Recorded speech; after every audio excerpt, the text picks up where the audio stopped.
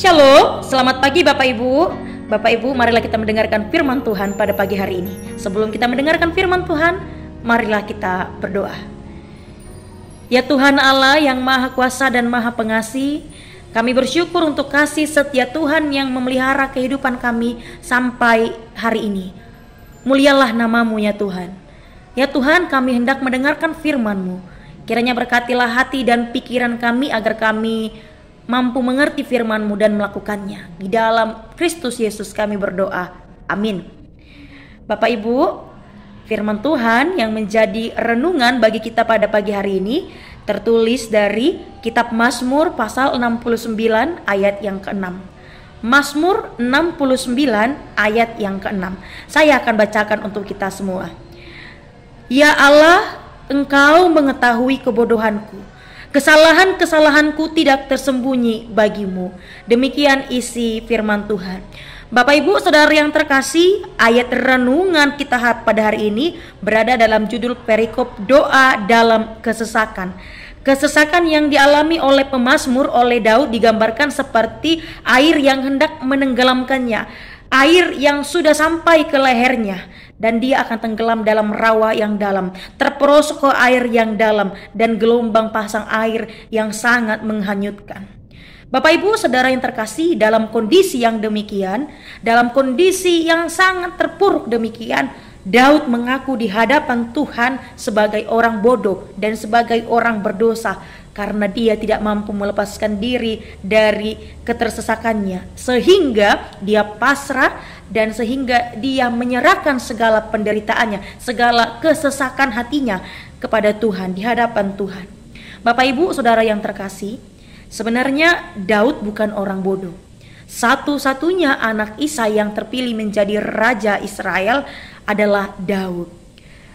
Dan penderitaan yang dialaminya pun bukan karena oleh kesalahannya, bukan karena oleh dosa yang dibuatnya, melainkan penderitaan yang dialami, kesesakan yang dialami oleh Daud itu semata-mata oleh karena kebencian, keirian Saul sebelah pihak terhadap Daud. Oleh karena kebencian, keirian hati Saul seorang diri terhadap Daud, dan Saul mengerahkan seluruh tentara pada saat itu untuk membunuh Daud, sehingga Daud selalu berada dalam persembunyian-persembunyiannya.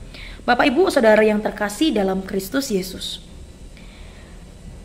dalam kesesakannya, dalam penderitaan yang dialami Daud selalu menyerahkan diri di hadapan Tuhan.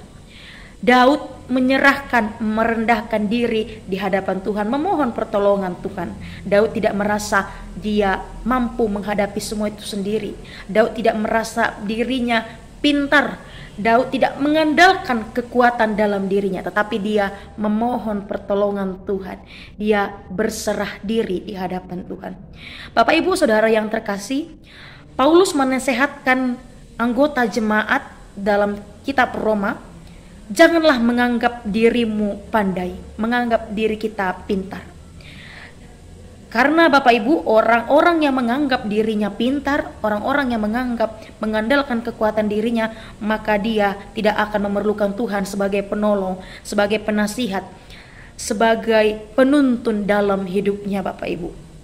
Dan kepintaran yang dirasa sanggup mengatasi segala masalah dalam kehidupannya. Dalam 1 Korintus 1 ayat 25, Paulus menasehatkan, sebab yang bodoh dari Allah lebih besar hikmatnya daripada manusia, dan yang lemah dari Allah lebih kuat daripada manusia.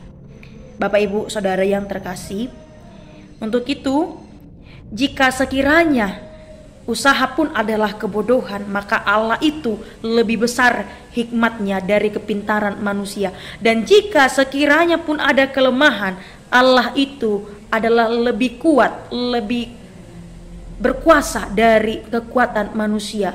Allah memiliki kekuasaan, keberhikmatan yang melampaui keberhikmatan kekuatan di dunia ini. Untuk itu Bapak Ibu, marilah selalu merendahkan diri, menyerahkan segala persoalan hidup kita di hadapan Tuhan. Tuhan sang sumber penolong itu, Tuhan sang maha belas kasih itu akan selalu menolong kita di dalam segala kesesakan, di dalam segala penderitaan hidup kita. Amin. Mari kita berdoa. Bapa di sorga, terima kasih untuk firman-Mu yang kami dengar pada hari ini. Kami diingatkan untuk selalu menyerahkan segala kesesakan kami, penderitaan kami ke hadapan Tuhan. Sebab Tuhan adalah sumber satu-satunya pertolongan dalam hidup kami. Sebab Tuhan juga akan berbelas kasih menolong kami dalam setiap kesesakan, dalam setiap penderitaan kehidupan kami. Ya Tuhan, tolong selalu ingatkan kami untuk tidak mengandalkan kekuatan, kepintaran kami di dalam menjalani kehidupan ini. Tetapi dengan kerendahan hati kami memohon pertolongan Tuhan, memohon belas kasih Tuhan di dalam perjalanan kehidupan kami di dunia ini. Terima kasih ya Tuhan.